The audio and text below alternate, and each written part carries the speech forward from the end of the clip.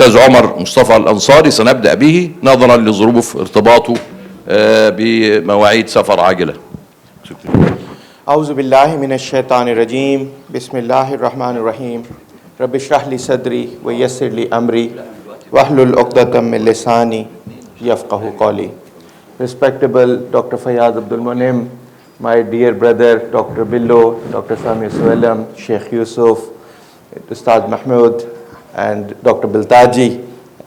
I'm sorry I cannot take all the name, but I feel so much happy to be amongst you all today. And I would like to thank particularly management of Adib and management of Egyptian Islamic Finance Association, particularly Dr. Biltaji, for making it a great, series of events. Alhamdulillah, we were here for the board meeting of our accounting board, and we were given the opportunity to meet the important stakeholders here, and the opportunity of being here. Alhamdulillah, it has been a great visit. To be honest, I would say that Egypt is in the heart of Muslim Ummah, by location, by particularly the thought leadership that has always evolved from Egypt.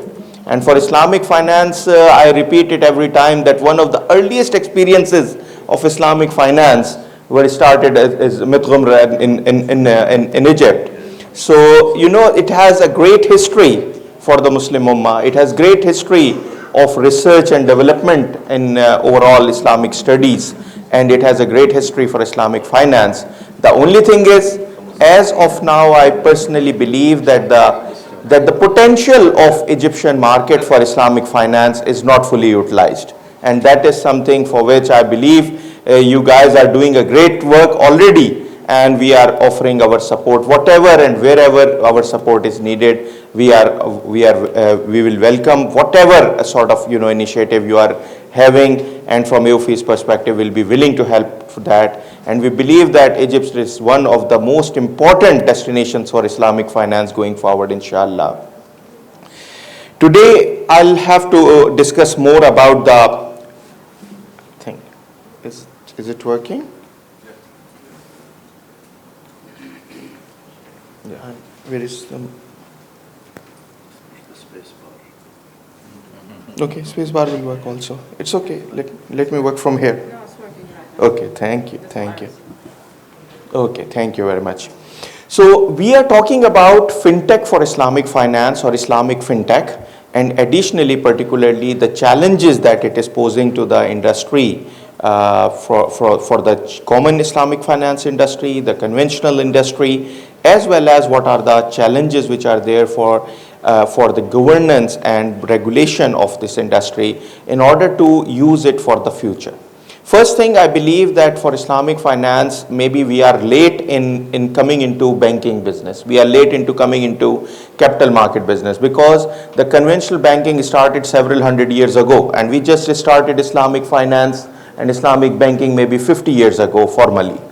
But if you see for fintech, we have the opportunity to catch the train now. We can board the train now, and we can even be ahead of other conventional institutions in that market, because we have all the potential. We have the youth, we have the education, we have the potential, we have the opportunity. We have huge sort of untapped financial markets, and financial inclusion is a challenge in our countries which can be addressed through fintech. So from that perspective, I believe that it has a great opportunity. In addition, I always say that Islamic banking, even if it is Sharia compliant, still it has so many challenges, because it works within the ambit of the conventional regulatory and banking system. It cannot be completely out of the banking system, and accordingly it has so many challenges that come from the mindset, from the regulatory environment, from the peer pressures, etc. And it is not easy for Islamic finance to have its open way going forward, but for fintech you can pave your way today. You can open up you can create your own bridges, you can create your own opportunities in this field in a manner that you can even surpass the conventional, and you have all the opportunity to overcome the shortcomings that are there in Islamic finance with regard to its implementation model, with regard to Sharia compliance, etc. My presentation is a bit detailed, but I will be keeping focus on some of the most important things. So first, I would like to talk about the risk posed by the fintech to the financial institution sector, overall the financial services industry. We have, with the advent of fintech and going more into fintech, we have more increased cybersecurity risks. Lack of high-end technology expertise is a challenge. Nascent industry regulations and lack of relevant governance standards is a huge challenge for us. Winning and nurturing user loyalty is because user will be swapping apps within seconds. You cannot swap banks within seconds. But for apps, you can swap the apps within seconds. So keeping the loyalty of the customer is a bigger challenge as compared to the normal financial services sector. Big data and AI integration, blockchain integration, effective marketing strategies, because the way the marketing needs to be done is completely different. Significant investment risks for FIs, particularly the capital intensity and increased reliance on service revenue instead of intermediation spread. Last point I would like to mention, it's a very important point that more recently the trends all over the world, including the conventional and Islamic financial institution, is that the traditional model of banking was based on earning from the spread, the intermediation spread. But now the banks are more turning into service entities, and service entities are turning into banks, and that is actually combining the service revenue with the intermediation, and actually service revenue is overcoming and taking lead in that. This is one of the important challenges because it changes the things. This is a report from Dinar Standard, and they have identified some of the important aspects for selecting the starting point for fintech. And as of now, we can see that Sharia compliance strength of Islamic finance industry is the last. It means that fintech, as of now, for Egypt particularly, if you see, your Islamic finance industry as of now is not great. But if you see the founders' local knowledge and experience, and the proximity to target customers because of the large customer base, and so many other factors are there. So particularly for Egyptian market, I would say that although Islamic finance industry is in nascent stage and is weak, but for the fintech you have greater opportunities based on that. And actually the data provides that Egypt already is at an advanced stage in fintech on an overall basis. The only thing is that you need to exploit and use that fintech technology for the Islamic finance initiatives, and there is huge opportunity on that part. Some of the important challenges that we feel on the Sharia compliance part of fintech are coming from these areas. Sharia compliance of the subject matter, because at times the new type of transactions actually need to be assessed from the Sharia perspective. Weak regulatory regime, that is a reality as of now for fintech. Regulatory regimes are not present or very weak, and regulatory sandboxes are actually experimenting with only those. Sharia governance framework for fintech is not available as of now. HR capacity is a big issue, particularly it's an issue everywhere, but particularly for a fintech it's become a bigger issue for having HR which are familiar with Islamic finance.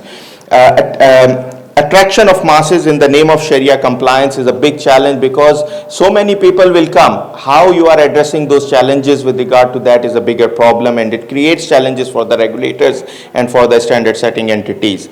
The small sizes result in resource constraints, overconfidence of tech guys. This is a common phenomena that tech guys are know-it-all. So convincing them that they need to change their models to remain Sharia compliant is not that easy. And replication of conventional fintech, like in banking we did it a lot, we don't want to do it in the fintech sector.